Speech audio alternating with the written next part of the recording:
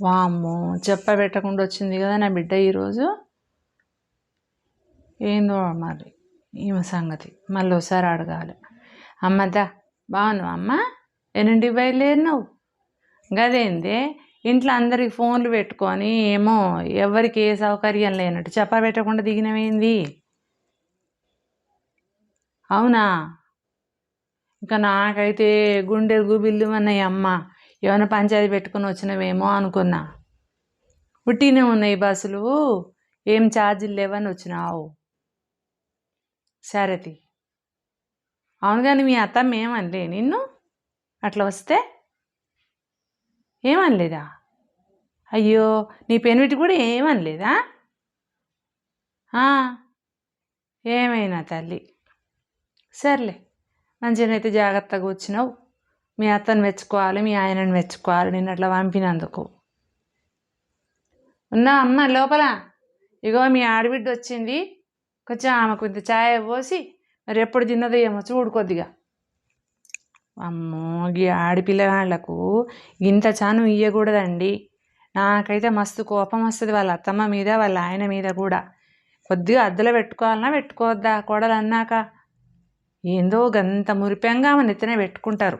ఆ గార్వమే మా పిల్లకు నాకు ఎక్కువ చేతలు చేస్తుంది అనిపిస్తుంది నాకు.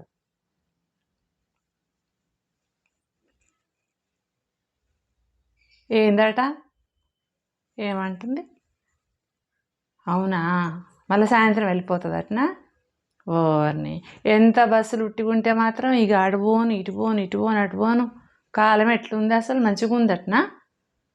రోజులు బాగాలేవు. ఇక పుక్కడికి వచ్చిందని పొద్దున వచ్చి సాయంత్రం పోను, పొద్దున వచ్చి సాయంత్రం పోను గిట్నే ఉంటాయి ఆ ముచ్చట్లు. ఎందుకు ఏమనొద్దా? బాధపడతా అది. ఇంకా సరేతి, నువ్వన్న మాట కూడా నిజమే. వాళ్ళ అత్తకు గర్వమేనా, వాళ్ళ పెనిమిటికి గర్వమేనా? ఇక నేనంటే వింటదా, నువ్వంటే వింటదా? సర్లే అమ్మ, తయారైనవా? వెళ్ళొస్తున్నావా? వెళ్ళి కానీ రోజులు మంచిగా లేవు తల్లి. ఇక నువ్వు కోపం తెచ్చుకోక నువ్వు మాట చెప్తున్నావు. ఊరికే బస్సులు ఫ్రీ కదా అని అటు ఇటు తిరగకు మరి. ఊరికే వద్దు నాన్న, ఎంత ఫ్రీ వచ్చినా రోజులు బాగలేవు తల్లి. సరేనా? జాగ్రత్తగా పోయిరా.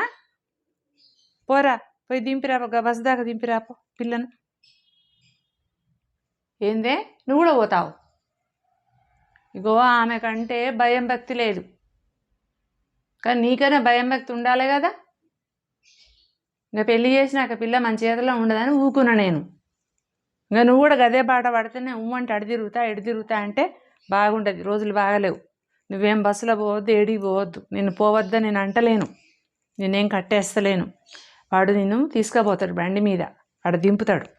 ఉండు 4 రోజులు ఉండు, మంచిగా నిమ్మలంగా ఉండిరా. ఏమిటికి అడిదిరుగా ఎడిదిరుగా ఎడిదిరుగా ఎవరిని బతికిచ్చా?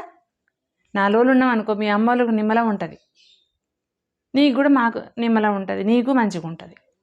అంతేగాని కాళ్ళకు చక్రాలు కట్టుకున్నట్టు అడిదిరుగా ఎడిదిరుగా నాకైతే నచ్చదమ్మా.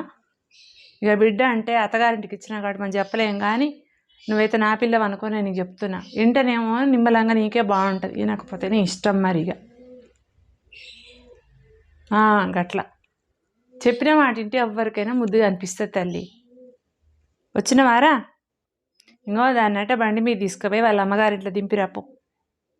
ఓ 4-5 రోజులు ఉండొస్తుంది నిమ్మలంగా. ఎవరికైనా ఉంటే తల్లిగారింటికి పోవాలో ఉండాలని.